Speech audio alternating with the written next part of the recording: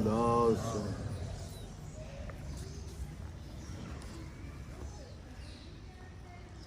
वो बात याद आ गई पहले उससे, जुजमान वाली। कोई भी आदमी किसी को खुशी से कोई चीज़ भेंट करता है ना, कोई भी तोहफा देता है, भेंट देता है, वो अपनी मर्जी से अपने दिल की भावना उसमें रख के देता है। ये ज़रूरी नहीं है कि देने वाला तोहफा बहुत अच्छा होना चाहिए। चीज़ समझने वाली ये है कि उसकी दिल की भावना समझो कि वह देना सब कुछ चाहता है और जो उसके पास है अच्छे से अच्छा देना चाहता है, उसको स्वीकार भी उसी मन से करना चाहिए। देने वाले को भी खुशी होती है उससे, और अगर देने वाला देता है, लेने वाला उससे मन मार के लेता है तो उस चीज़ का निरादर होता है। किसी का निरादर ना करे। अगर किसी का निरादर करते हो तो उसका दिल दुखता है, और किसी का दिल दुखाना तो अपने आप पर यूँ समझो कि भार लाद लेना है। जो बात मैंने कही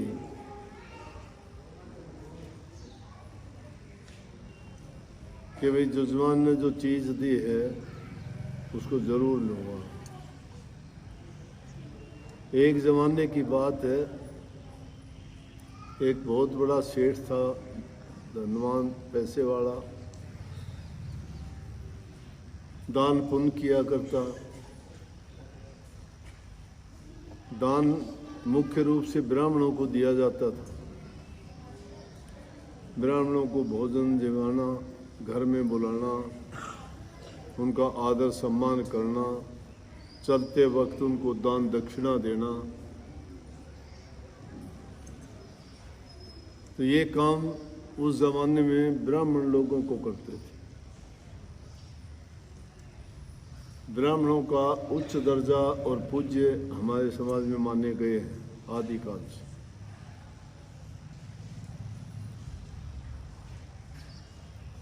तो एक समय की बात है, वो सेठ बड़ा दान करता था, उसका पुरोहित था,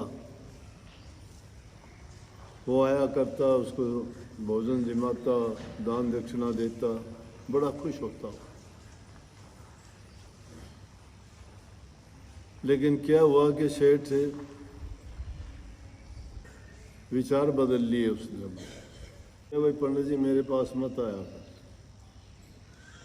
मैं आइंदा के दिन ना तुझे कभी भोजन जिमाऊंगा, ना दान दक्षिणा दूंगा, और मेरे घर मत आया।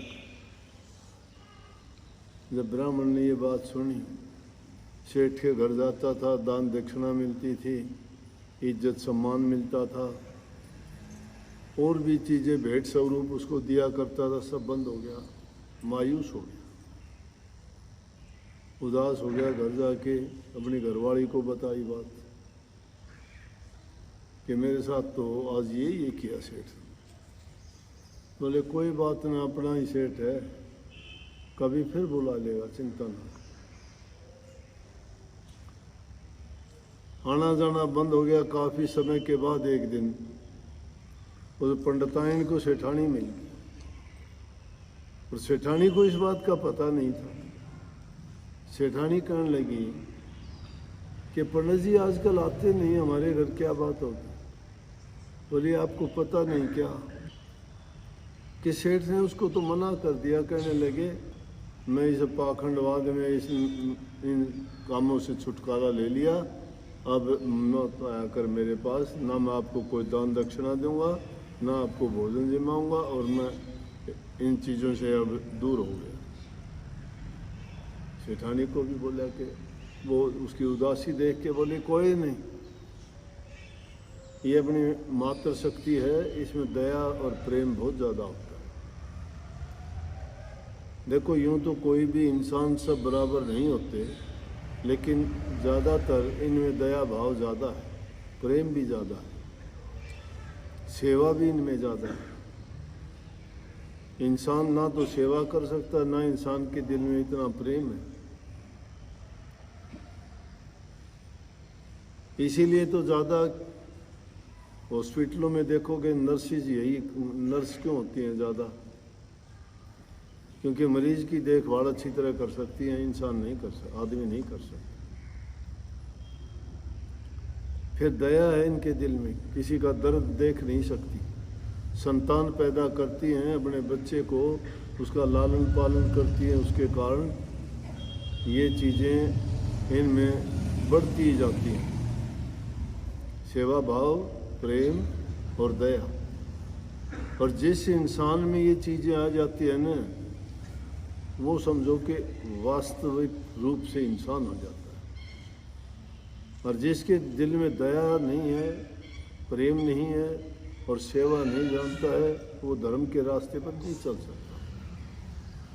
हमारे शास्त्रों में लिखा भी है कि दया धर्म का मूल है और पाप मूल अभिमान। पाप का मूल अभिमान अहंकार है। और तुलसी दया ना छोड़िए जब लग घटवत रहा। दया नहीं छोड़नी चाहिए जब तक इंसान के शरीर में प्राण है। और धर्म का मूल का मतलब वास्तविक धर्म को अगर जानना चाहते हो तो उस जिसके दिल में रहम है, दया है, उसके दिल में प्रेम भी होगा और वही इंसान सेवा भी कर सकेगा। और ये चीज़ें जिसके पास है वो भक्ति भी आराम से कर सकता। सेठानी कहने लगी कोई बात नहीं, पंडित जी को भेज देना। जाके कही कि सेठानी ने ये बोला, पंडित जी जाओ आप। तो जिस तरह से बुझते हुए दिए के अंदर तेल डाल देते हैं, उसका प्रकाश किस तरह से बढ़ जाता है दीपक का, पंडित जी के चेहरे पे रौनक आ गई, बड़ा खुश हो गए कि चलो जुज़बान ने याद किया। उसको यह नहीं पता था। गया जाके पंडित जी के घर में, तो सेठ को उसने बताया नहीं कि मैंने बुला रखा है। घर में देख के वो जाते ही आग बबूला हो गया, उसका चेहरा तमतमा गया। सेठ का लाल आंखें करके बोला, तू किसने बुलाया था, किस लिए आया हमारे घर? मैंने कहा था कि मत आना। अब घरवाले की डोर तो घरवाली के हाथ में होती है ना। उसने डोर खींची, कहने लगी सेठ जी चुप रहो, मैंने कहा था इसलिए आया है। अब सेठ चुप। तो सेठानी से नहीं कह सकता ना। वो जानते हैं कि औरत लक्ष्मी का रूप है, इसको गलत बोलना, मारना पीटना या उनको बेइज्जत करना बहुत बुरी बात है। मातृशक्ति की इज्जत सम्मान जो करता है वो लक्ष्मी की पूजा करता है। इसीलिए ये दूसरे लोगों के पास धन नहीं होता। ये तो ले गद का दिया 1 मिनट में, चाहे कोई देखो कोई नहीं, गाड़ बल लिया बाढ़ पकड़ के घसीटते हुए। लेकिन सेठ उनको कुछ नहीं कहेगा। इसीलिए सेठों के पास धन होता है। तो अपने घर वालों से बता देना, जो कंगाल बनना हो तो हमारे साथ झगड़ा किया करो, धन चाहते हो तो हमारी इज्जत किया करो, ठीक है ना। वो कहते ही सेठ तो जैसे उबलते हुए दूध पर पानी डाल दिया, एकदम शांत हो। बोला कि कुछ कहने की जरूरत नहीं, अंदर लेगी। बोला वो अंदर आ। सेठ अंदर गया। बोला हाँ ब्राह्मण है, कुछ कहने की जरूरत नहीं, पूज्य होते हैं ब्राह्मण। कुछ देना हो ना देना हो तेरी मर्जी है, लेकिन कम से कम बोल इज्जत से। उसको घर आए आदमी को बेइज्जत नहीं करना चाहिए। सेठ बड़ा शर्मिंदा होया, लेकिन फिर भी उसके दिल में रोष तो था पंडित के प्रति। बोला कुछ तो दे दे, आया बेचारा, कुछ क्या दे दे। गुस्से में आके केले लेके गया था, केले खा के छिलके पड़े थे। सेठ ने गुस्से में आके छिलके डाल दिए उसकी जोड़ी में सेठ की। बोला ये ले। ब्राह्मण था। ब्राह्मण में ज्ञान होता है। ब्राह्मण हो तो ब्राह्मण की परिभाषा है ब्राह्मण सोई जो ब्रह्म पिछाणे, बाहर जाता भीतर आने, दया जनेऊ घट में राखे, पांचों बसकर झूठ नहीं भाके, काम क्रोध लोभ मोह अहंकार न होई, चरण दास ब्राह्मण है सो। ये ब्राह्मण के गुण और निशानी है, ऐसा होता है ब्राह्मण। कसाईयों का नाम ब्राह्मण नहीं होता। जो उल्टे सीधे काम करते हैं, नशे करते हैं, शराब पीते हैं, मांस मछली खाते हैं, नाम ब्राह्मण का है तो गलत, ब्राह्मण नहीं। ऐसा काम करने वाला तो शूद्र करता है, जाति कोई नहीं है। जाति तो इंसान अच्छे काम करने वाले की ऊंची जाति है, नीच कर्म करने वाले की नीच जाति है। एक राक्षस है तो दूसरे देवता है। देवता लोग इन चीज़ों को हाथ नहीं लगाते, राक्षसों का कोई परहेज गुरेज नहीं होता। ब्राह्मण था, समझदार था, झोली कर ली, शेर देने लगा, झोली कर ली, लेके अपने उनको बोझ लिया और बोझ के पल्ले में बांध के घर ले आया। सेठानी दरवाजे पे खड़ी और ब्राह्मणी के काफ़ी दिन के बाद ब्राह्मण जी गए हैं सेठ के घर, दान दक्षिणा देंगे, आज तो बड़ा खूब दिया हुआ दान। इंतजार में कि आज तो मजे होंगे। देखा तो पंडित जी पांव पटकते हुए आ रहे, क्यों दिया लिया कुछ था ही नहीं, क्या जवाब देगा। ब्राह्मणी बोली क्या हाल है, बोला कि चल अंदर बताऊंगा हाल। बोला ऐसी क्या हो गया, बोले अंदर चाल बाल ठीक नहीं है। बोले हाँ, बोला ये देख सेठ ने ये दिया। ओहो खुश हो, बोली वाह, चिंता की इस बात की, सेठ को आदत तो पड़ी देने की, आज छिलके दिए कल को अच्छी चीज भी देगा, नाराज ना हो। बोला फेंक दे इनको, क्या करेंगे। ने बोली वाह, हमने सेठ का दिया हुआ दान है, इसमें फेंकना थोड़ा है। तो बोला क्या करेगी, उनको धो के काट के सब्जी बना दी। कि जजमान की दी हुई चीज को ऐसे थोड़े फेंक देंगे। सब्जी बना के उन्होंने रोटी खाई। अब केले की छिलके की सब्जी, रात को पेट में दर्द हो गया, ब्राह्मण के दर्द हो गया। दोनों जने, कोई बच्चा था नहीं घर में, दोनों रात को तड़फने लगे, हाय मर गए हाय मर गए। उनकी आवाज़ सुन के अड़ोसी पड़ोसी आए, क्या बात होगी पंडित जी, क्या बात होगी।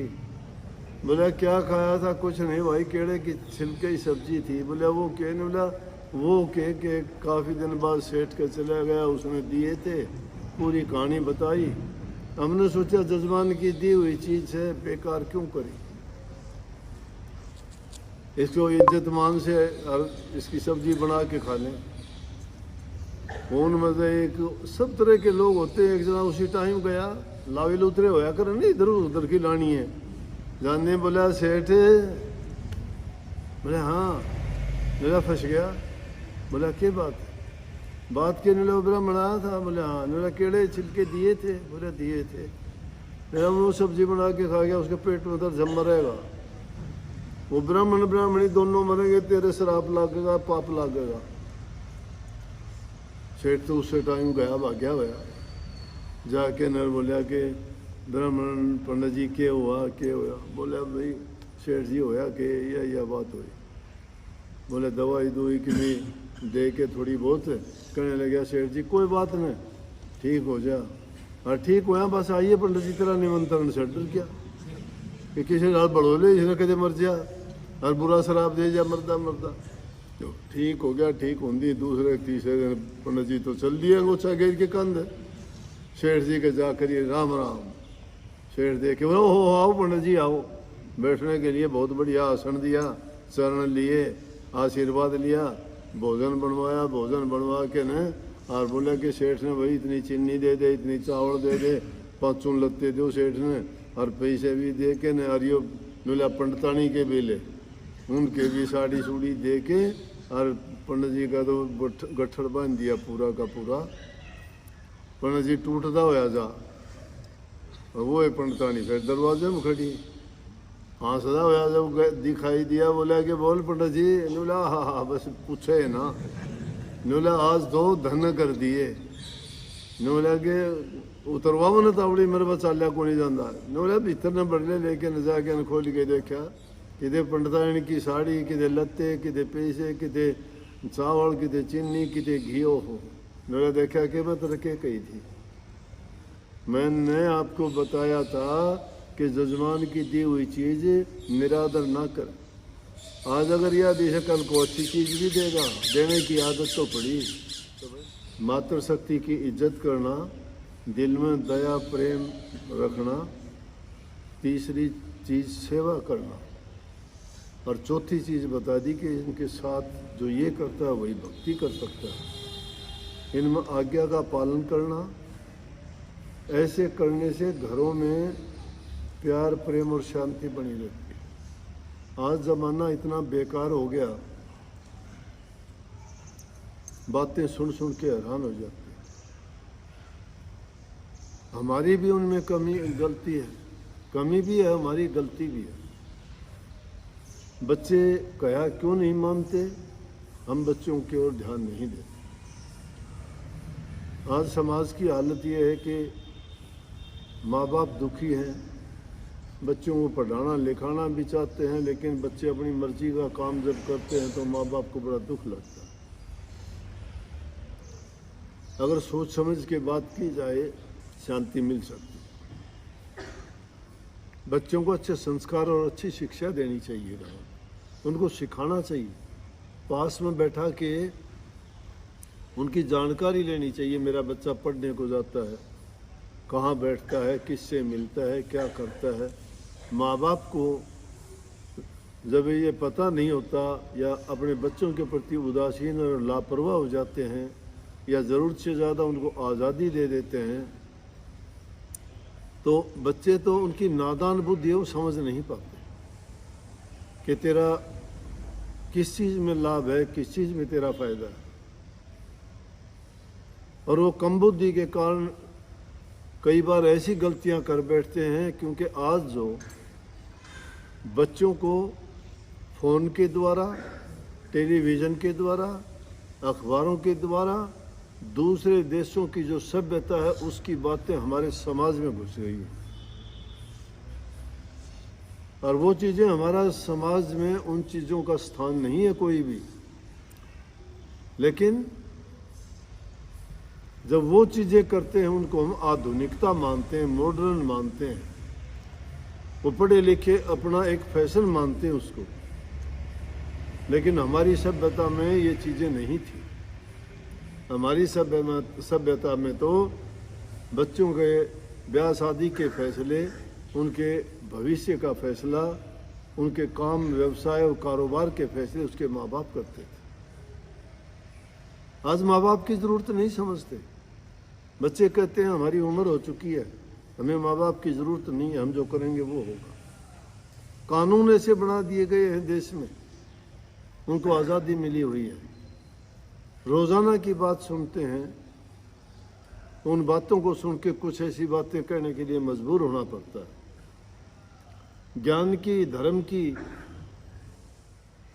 सदाचार की बातें तो कोई सुनना नहीं चाहता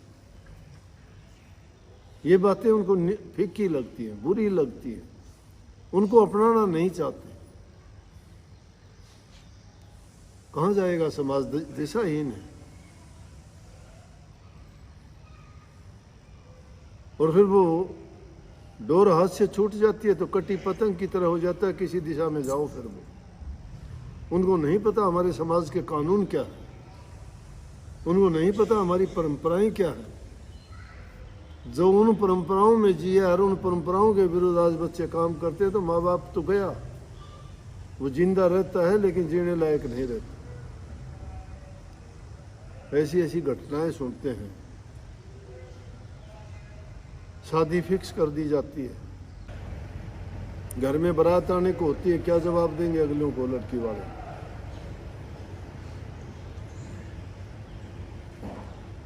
तो ऐसी बातें जब घटित होती हैं तो उस माँ बाप की जिंदगी पर क्या गुजरती है, क्या कोई सोच सकता है? जब इन बातों को हम नहीं सोचते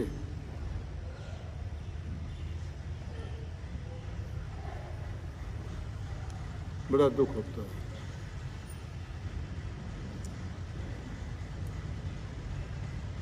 तो बच्चों को अगर संभाल लिया जाए टाइम पर, उनसे बात करके उनके दिल की बात पूछ लेनी चाहिए। वो परिणाम आने से पहले ही उसको अगर संभाल लिया जाए तो ये दुख नहीं देखने पड़ते।